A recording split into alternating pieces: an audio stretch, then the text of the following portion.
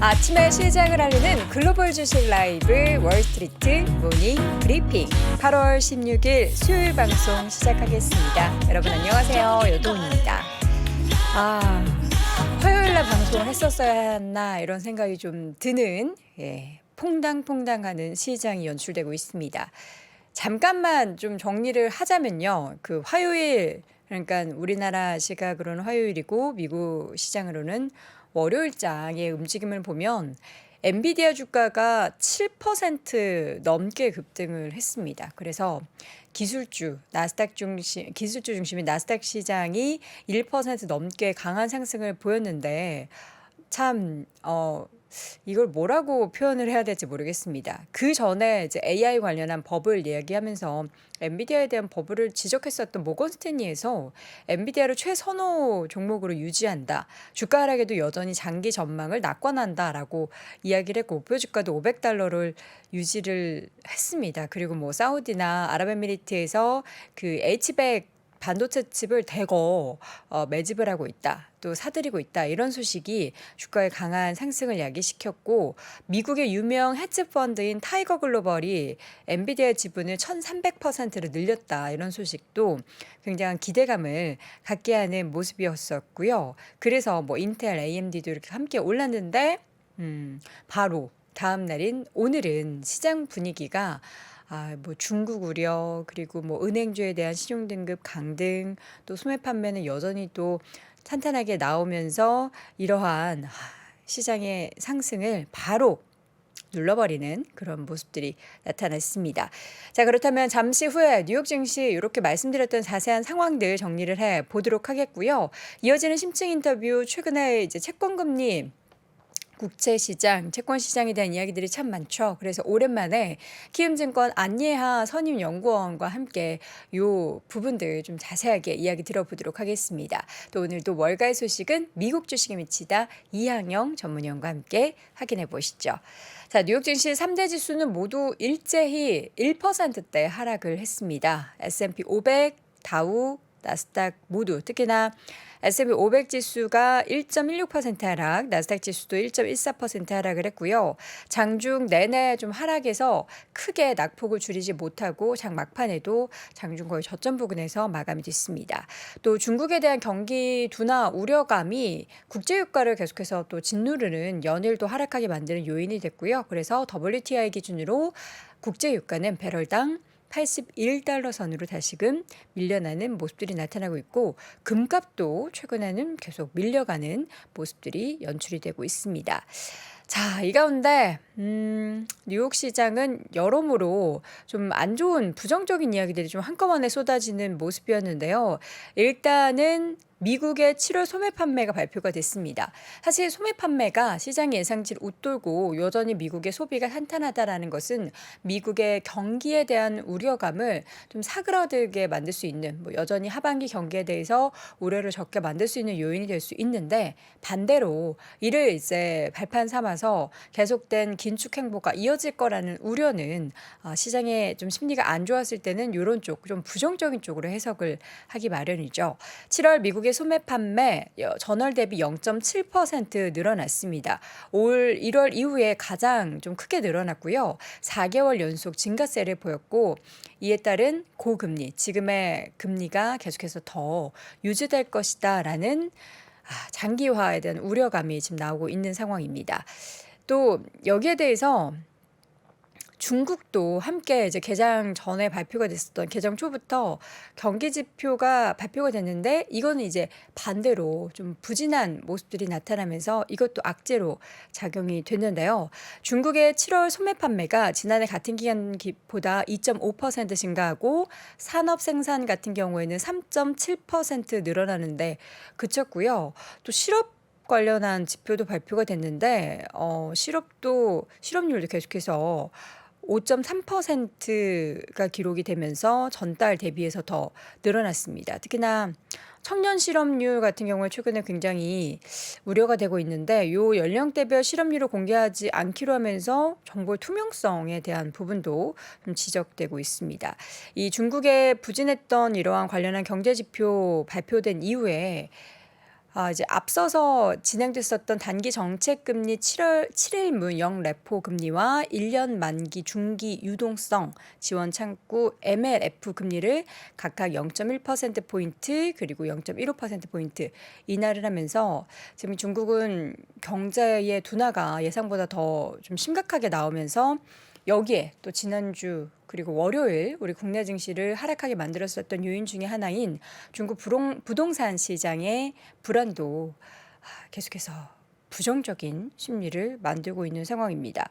이러한 중국의 경기 둔화에 대한 시그널들이 전체 세계 경기를 냉각시킬 수 있다라는 그러한 우려까지도 더 퍼지는 모습들이 나타나고 있고요. 바클레이즈가 중국의 경제 성장률 전망치를 또 하향 조정을 했습니다. 기존 4.9%에서 4.5%로 하향된 부분도 좀 부정적으로 영향을 미쳤고 여기에 또 플러스 알파가 또 피치가 일을 합니다.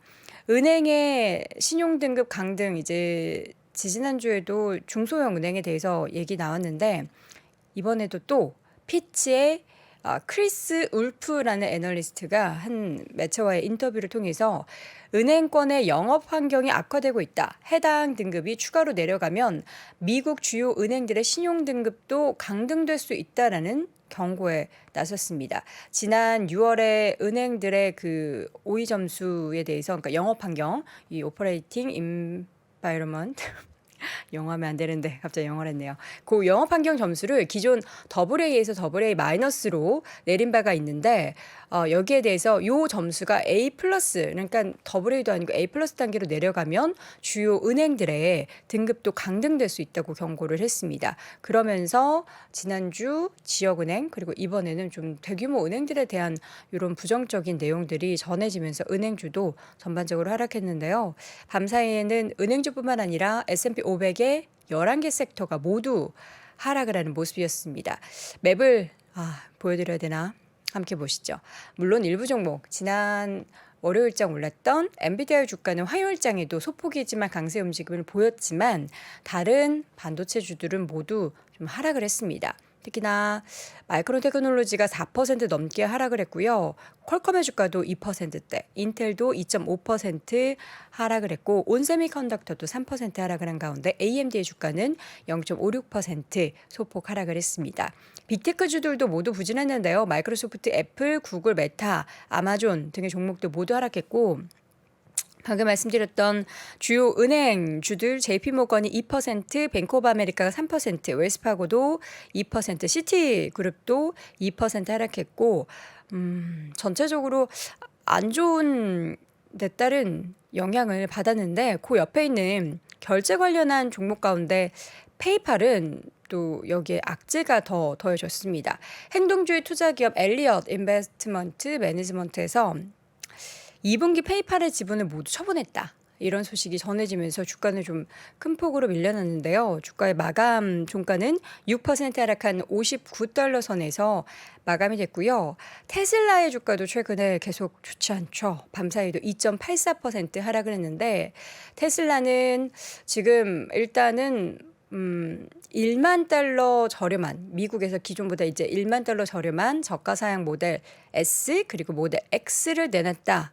이 소식도 있었고 또 올해 들어서 여러 차례 제품 가격을 인하에 나서고 있는데 지난 14일에 발표됐던 내용은 중국에서 또다시 가격 인하를 단행을 하면서 매출 이익률에 대한 우려가 높아지고 있는 상황입니다. 물론 계속해서 중국에서 지금 가격 정책을 이렇게 다운시키면서 점유율을 늘리고자 하는 그러한 행보에 대해서도 집중할 수 있겠지만 또 심리가 좋지 않다 보면은 안 좋은 부분들을 더 좀 부각시키기 마련이죠.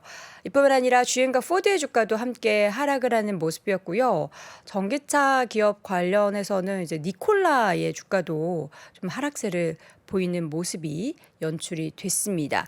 그리고 이제 실적 발표했던 기업 중에서 홈디포 같은 경우에는 실적이 예상치를 상회를 했습니다. 그러나 지난 분기에 낮췄었던 올해 전체적인 전망치를 유지했습니다. 요거 조금 올려줬으면 좋겠는데 유지하면서 향후 실적에 대한 좀 우려가 커지는 모습이었고요. 장중에는 7% 정도로 마감이 되는 모습이었습니다. 이뿐만 아니라 전체적으로 뭐 필수 소비재 쪽도 워낙 하락을 했기 때문에 타겟의 주가가 3% 이제 실적 발표 앞두고 있죠. 월마트의 주가도 0.5% 하락하며 마감이 됐고요. 그 아래에는 이제 에스티로더 요 종목도 이제 실적 발표 예정돼 있는데 2%대 하락 마감을 했습니다. 헬스케어 종목 쪽에서는 일라일릴리나 암젠은 좀 선방을 했습니다. 일라일릴리 1.6%, 암젠도 1.93%. 최근에 이제 오늘 아침에도 제가 봤던 기사 중에 하나가 국내에서도 이 비만 치료제 관련해서 전체 시장 규모가 뭐 52조 원에 달하는데 여기에 이제 국내 유수의 그런 제약사들이 좀 뛰어든다라는 소식이 전해지고 있죠. 그런데 뭐 일라일릴리 같은 경우에는 워낙에 미국에서 이쪽에서 부각이 됐었던 이력이 있기 때문에 계속된 시장의 전체적으로 시장 심리가 부진해도 유독 오늘은 초록불이 좀 잘 보입니다. 최근에 주가도 굉장히 단기적으로 많이 상승을 하고 있다는 것도 확인해 보실 수가 있고요. 국제유가의 연이틀 하락세가 진행되는 가운데 에너지주들은 어제도 그리고 오늘도 하락을 했는데 오늘의 하락폭이 또 유독 컸습니다. 엑스모빌의 주가는 3%, 쉐브론의 주가는 2.92% 하락을 했고요. 옥시덴탈 페트롤리움도 2%대 하락을 했습니다. 또 일부 종목들 몇 가지 좀 확인을 해보자면 온라인 증권 중개업체 프리덤 홀딩스라는 기업이 있었습니다. 이 기업이 프리덤 홀딩의 주가가 공매도 투자업체인 힌덴버그 리서치가 이 프리덤이 러시아의 한 신흥 재벌의 돈 세탁과 제재 우회를 지원하고 있다라는 내용의 보고서를 내면서 주가는 3% 이상 하락했고요. 와, 러시아 쪽에도 연관이 된 기업이 있네요. 근데 러시아 주말 사이 전해진 소식 보면은 기준금리를 더 인상을 했죠. 기준금리를 3.5%로 인상한 게 아니라 3.5%를 인상했다는 소식이 좀 들으면서 이거 숫자 내가 잘못 들은 건가라는 생각이 들었는데 또 인상을 단행했다는 소식도 함께 확인을 해보시면 좋을 것 같고요. 전체적으로 아쉬운 부분들이 좀 많습니다. 저는 상승했었던 걸 국내 증시가 좀 이렇게 받아서 올랐으면 좋겠고 또 이렇게 방송을 할 때 여러분 드디어 엔비디아 AI 종목들 많이 올랐습니다. 이런 기분 좋은 이야기를 전해드려야 되는데 밤사이에는 중국도 안 좋고 뭐 기업 내용도 안 좋고 피치가 은행 계속해서 경고 나서고 있고 하는 시그널들이 우리가 계속 이거 미국 경기 괜찮다라고 하는데 우려를 그래도 조금씩 더 열어둬야 되나 이런 또 생각도 듭니다. 자, 그렇다면 이런 이제 경기에 대한 시그널들을 또 국채 시장에서 조금 더 빠르게 반영이 되곤 하죠. 지금 상황은 어떨까요? 잠시 이어지는 심층 인터뷰 키움증권 안예하 선임연구원과 함께 확인해 보시죠. 네, 월스트리트 모닝 브리핑 함께하고 있는 시각 6시 이제 44분 막 지나갔고요. 우리 시청자분들도 휴가 많이 다녀오셨군요. 어디로들 그렇게 다녀오셨을까요? 궁금합니다. 휴가 얼마나 재밌게 보내셨는지도 채팅창에 또 같이 공유해 주시면 제가 간접 경험 할 수 있을 것 같고요. 우리 시청자분들의 주식 투자 지금 보니까 매크로에 너무 좀 둔감했었나? 이제는 뭐 이런 안 좋은 얘기가 나와도 크게 와닿지가 않네. 걱정이 그렇게 많이 안 되네. 이런 댓글도 있어서 여러분들의 심리도 이렇게 같이 올려주시면 저희가 이런 투자할 때 지표로도 삼아볼 수 있을 것 같습니다. 서로 공유해 주시면 좋을 것 같습니다. 자, 이어지는 심층 인터뷰 키움증권 안예하 선임연구원 함께하겠습니다. 어서 오세요. 네, 안녕하세요. 오랜만에 뵙습니다. 네. 휴가는 좀 다녀오셨어요? 네, 다녀왔습니다. 어디로 좀 다녀오셨나요? 제주도를 다녀왔어요. 제주도. 네네. 요즘에 제주도에 어떻게 해외 관광객분들 좀 있나요? 아니요, 생각보다 해외 지금? 관광객은 많지 않았고요. 국내 관광객도 사실 생각보다 많지는 않았고. 그래요? 제주도가 좀 많이 줄고 있다고 하는데 실제로 네네. 가셔도 느끼셨군요. 네, 이렇게 좀 유명한 데 가면 좀 줄 서긴 하지만 네. 안 그런 데 가면은 좀 한산하기도 하고 그래요? 그래서 네네. 자, 이제 해외로 많이들 나가시는 것 같은데 어디로들 그렇게 가시는지 굉장히 궁금하네요. 자, 미국 국채 10년물 금리가 4.2% 수준으로 올라가 있는 모습들이 계속 연출이 되고 있습니다. 최근에 사실 제가 아까 전에 표현한 게 맞는지 모르겠어요. 뭔가 경기에 대한 이런 좀 안 좋은 시그널들이 나오고 하면 제일 조금 더 빨리 반영을 하는 게 국제 네네. 시장이다라는 네네. 이야기를 했었는데 그게 맞나요? 최근에도? 최근에 그냥 좀 반응이 조금 다른 것 같긴 해요. 달라요? 좀 예전에는 아예 안전자산으로 확 쏠리는 음. 분위기가 있었다라면 그게 좀 이렇게 반반 섞이면서 오히려 금리 하락을 좀 제한시키기도 하고 오히려 이제 뭐 신용등급 강등이라든지 이런 이슈들은 오히려 채권에 대한 심리 자체도 좀 부진하게 만들면서 네. 금리 좀 상승시키게 만든 요인으로 요즘에 좀 작용하고 있는 것 같습니다. 그럼 최근에 국제금리가 이렇게 4.2% 정도로 올랐던 건 음. 뭐 여러 가지 이슈가 있잖아요. 네, 맞아요. 한 지지난주부터 해서 이제 여러 가지 이슈가 좀 겹치면서 왔다 갔다 하고 있는 상황인데 우선 첫 번째로는 가장 먼저 좀 트리거가 됐던 게 BOJ 통화정책 변화였던 것 같아요. 기존에는 이제 10년물에 대한 이제 금리 변동폭 상한을 0.5%로 이제 유지를 하겠다라고는 얘기했는데 기존의 거를 유지하겠다라고 했는데 시장 상황에 따라서 어느 정도 좀 상회에도 용인을 하겠다라고 말을 했습니다. 그러면서 좀 시장에서는 완화적인 이제 금융 환경을 유지하지만 언제든 이거를 다 조금 긴축적으로 하는 것이 아니냐라는 그런 우려 때문에 시장에서 금리가 좀 반등하는 그런 계기로 작용을 했고요. 일본에서도 보면은 어제 발표됐던 일본 GDP 성장률도 한 6%대로 이제 높게 나오면서 굉장히 일본 경제도 좋고 물가 자체도 굉장히 높게 나타나고 그런 있는 환경들이 지금의 통화 정책을 좀 변화를 이끈다라고 볼 수 있을 것 같은데 네. 저희는 일단은 근데 BOJ 자체만으로 봤을 때는 좀 타이밍상 ECB나 이제 페드 같은 경우는 어느 정도 좀 멈춰 나가려고 하는 그런 상황인 것에 반해서 BOJ가 지금부터 좀 전격적으로 변화를 시키기에는 좀 제한적이다라고 생각을 하고 있고 물가 레벨도 사실 다른 국가들은 피크를 찍었을 때 한 9%, 8% 이렇게까지 올라갔던 데에 반해서 일본 같은 경우는 사실 그렇게 높지는 않다라는 그런 수준을 감안을 했을 때 일본이 그 이제 금리를 좀 YCC를 아예 폐기를 한다거나 그 가능성 좀 낮다라고 생각을 하고 있어서 이게 장기적인 측면에서 금리의 꾸준한 상승을 이끄는 요인은 아니다라고 생각을 하고 있습니다. 네. 다양한 요인들로 지금 계속된 금리의 상승이 나타나고 있는데 추가적으로 금리를 좀 끌어올리게 만들 요인이 더 네. 많을까요? 아니면 조금 그래도 안정을 시킬 만한 환경이 제시가 될까요? 어느 쪽으로 좀 보시나요? 저희는 좀 단기적으로 봤을 때는 좀 상승 리스크가 좀 남아있다라고 생각을 하는데요. 네. 그 배경에는 한 두 가지 정도가 있을 것 같은데 우선 첫 번째로는 보여드리는 화면 보시면 이제 신용등급을 강등을 했습니다.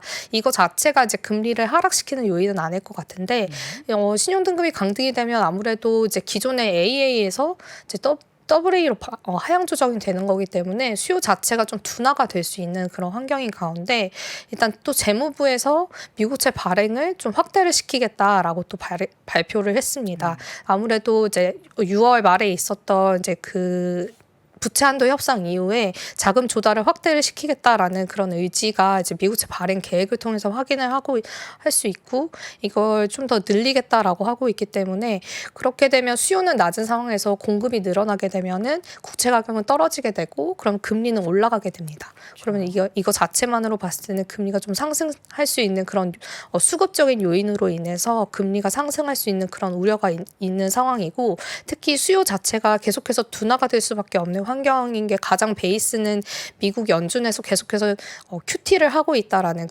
그거에 기반하고 있을 것 같아요. QT를 통해서 사실 미국 국채 수요의 대부분은 미 연준이 가져가고 있었는데 미 연준이 이걸 줄여나가고 있는 상황에서 재무부에서는 국채 발행 계속해서 확대를 하겠다라고 발표를 하고 있다 보니까 받아줄 수 있는 수요 주체가 아무도 없는 거죠.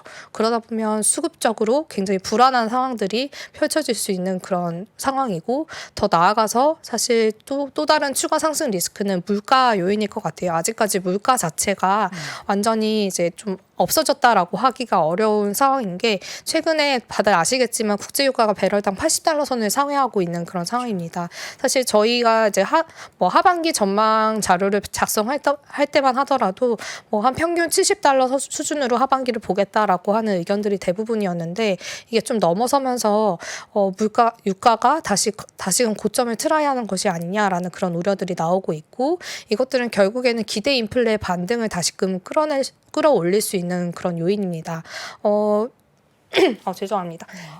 기대 인플레가 한 3%대 가까이 올라갔다가 이게 떨어지면서 좀 안정적인 흐름을 보여주고는 있지만 이 기대 인플레의 추이와 이제 국제 유가의 추이를 보면 거의 유사하게 움직이고 있고 국제 유가가 다시금 좀 상단을 올라가게 만드는 요인이라면 기대 인플레를 다시금 올릴 수 있다라고 볼 수 있을 것 같고요. 그런 상황들이 사실 3분기에 계속해서 연출이 된다라면 최종 금리 수준이 지금은 5.5에서 멈출 거다라는 의견들이 우세한 상황이지만 이게 5.75로 상향될 수 있는 요인일 수 있고요. 그렇게 되면은 단기 구간 중심으로 시장 금리가 추가적으로 상승할 리스크 요인이 남아 있다라고 보시면 될 것 같습니다. 또 이제 왼쪽 그림을 또 같이 보시면 이게 미국 CPI YOY와 국제유가 YOY인데요.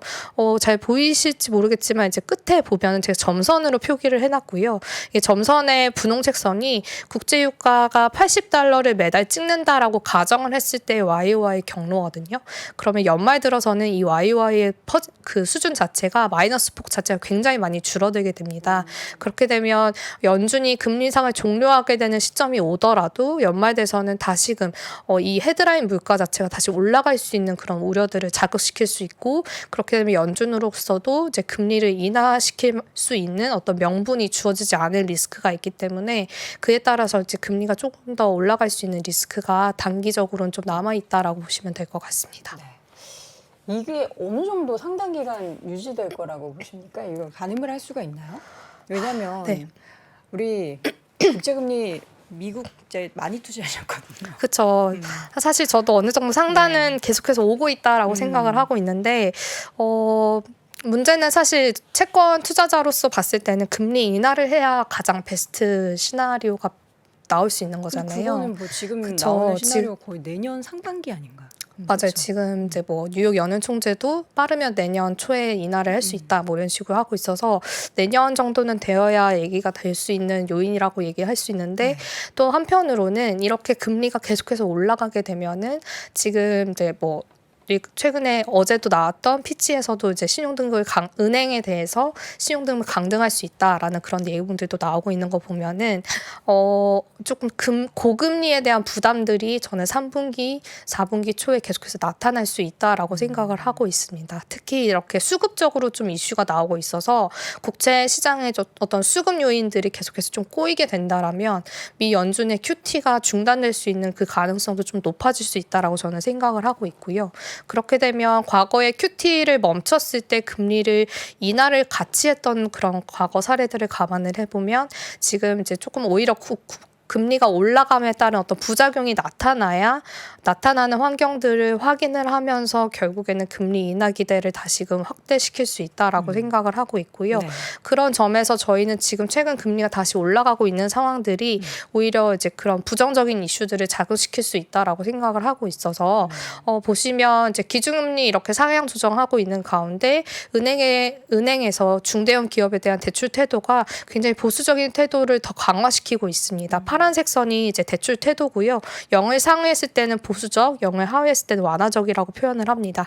근데 그 보수적이 이게 분기 데이터인데 최근에 발표된 분기 데이터가 더 상향 조정을 되고 있습니다. 그래서 은행 측에서는 기업들에 대한 대출을 굉장히 더 빡빡하게 돌려 나가고 있다라고 보시면 될 것 같고요. 이런 상황들이 과거에 펼쳐졌을 때는 또 기업들의 하이드 스프레드 자체도 굉장히 높아졌던 사례가 있습니다. 지금은 상대적으로 하이드 스프레드가 분홍색 선인데 분홍색 선이 굉장히 하향 안정화되는 그런 흐름들을 보여주고 있지만 이게 시차를 두고 다시금 올라갈 수 있는 어떻게 보면 크레딧 이슈가 수시로 불거질 수 있는 환경 자체는 주어져 있다라고 보시면 될 것 같고요. 그래서 이런 부분들은 계속해서 금리가 올라감에 따라서 리스크 요인이 높아지고 있다라고 볼 수 있을 것 같고요.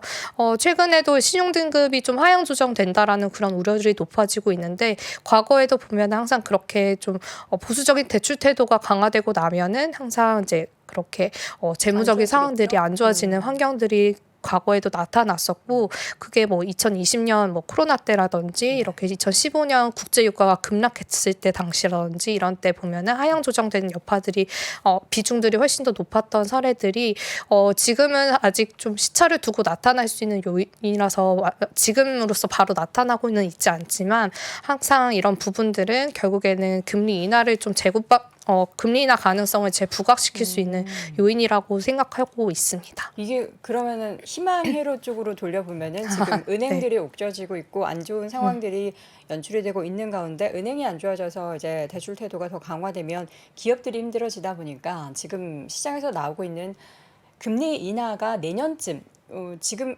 이전의 상황이라면 내년쯤 정도로 시나리오가 있었는데 최악의 경우에는 네. 올해 금리 인하가 단행될 수 있다.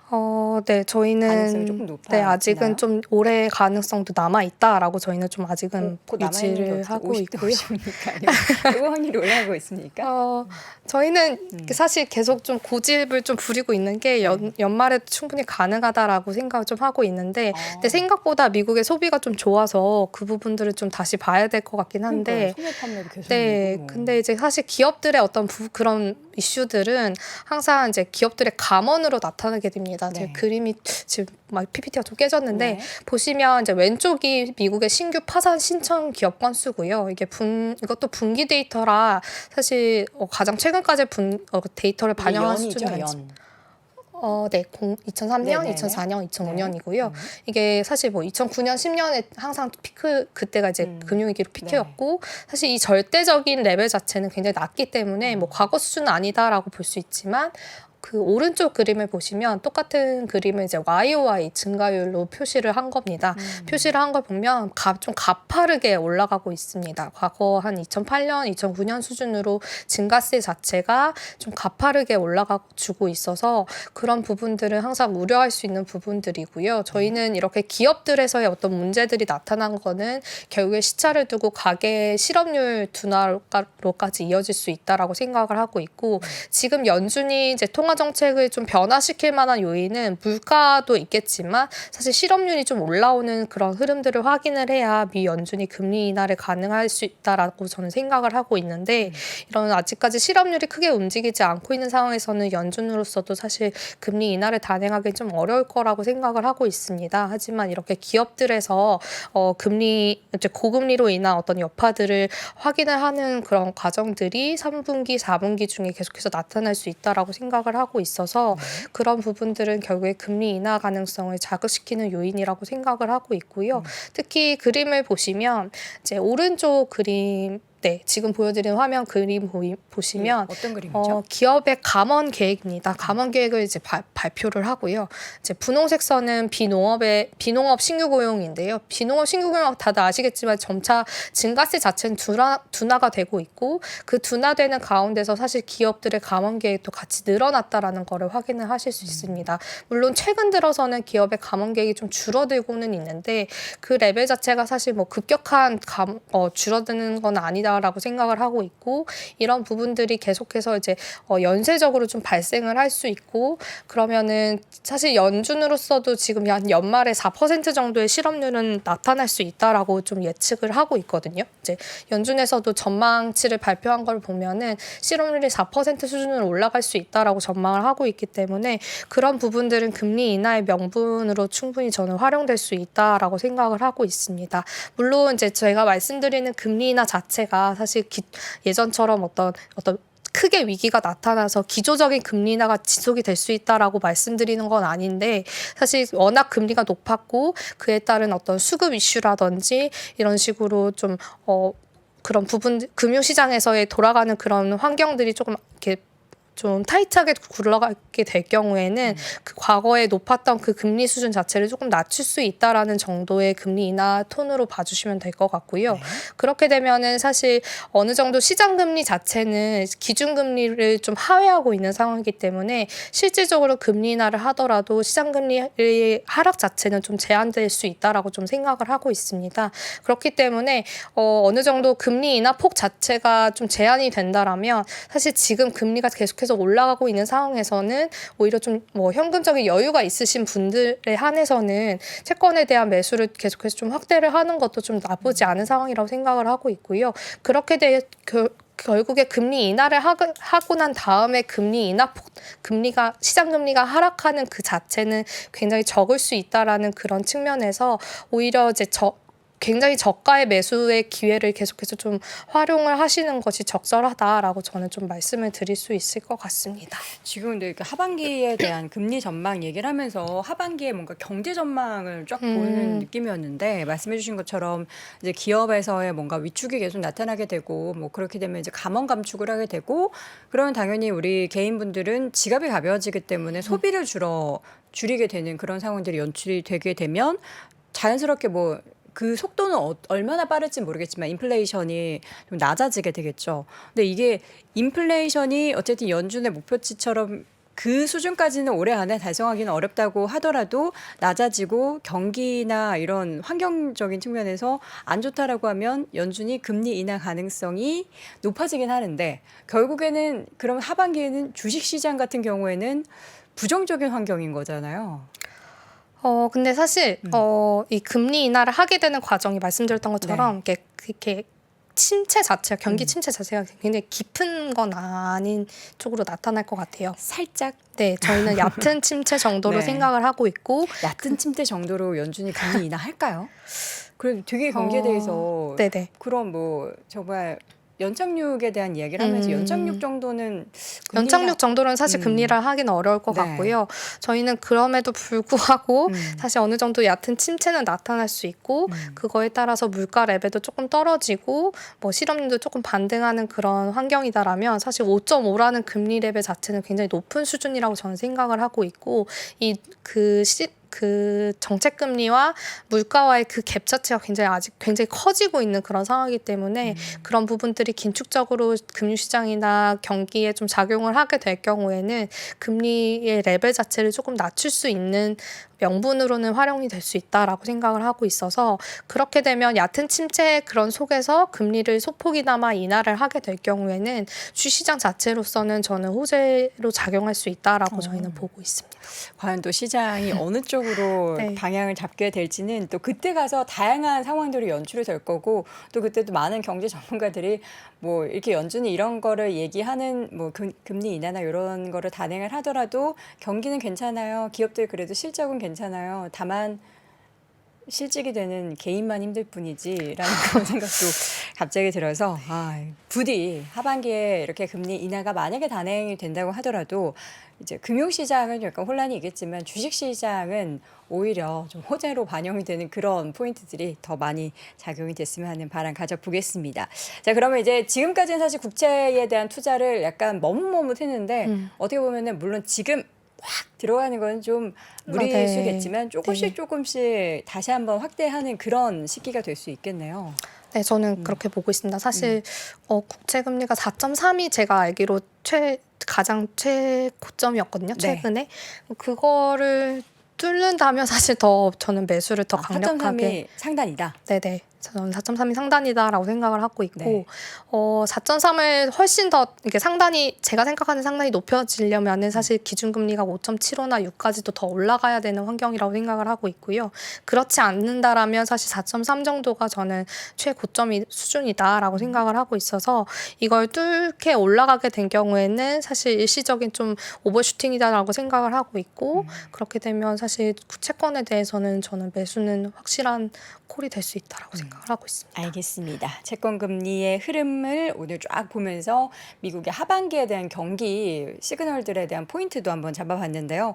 우리 시청자분들 지금까지 TLT까지는 뭐 괜찮은데 뭐 TMF 이게 공격적으로 투자하셨던 분들 굉장히 힘드셨을 텐데 하반기에는 조금 반전이 되는 그러한 모습도 기대해 보겠습니다. 지금까지 심층 인터뷰 키움증권 안예하 선임연구원 함께했습니다. 고맙습니다. 네, 감사합니다. 아시아 외환위기 이후에 글로벌 경기가 안 좋아질 것 같으니까 미국이 금리 인상을 천천히 하게 되거든요. 근데 이때 IT 관련 산업이 굉장히 빠르게 성장을 하는데 금리 인상이 생각보다 늦다 보니까 이게 무엇을 만들게 되냐면 닷컴 버블을 만들게 됩니다. 외환위기부터 닷컴 버블, 금융위기, 인플레이션의 부활까지 대한민국 최고의 거시경제 전문가 오건영의 경제 이야기를 서점에서 만나보십시오.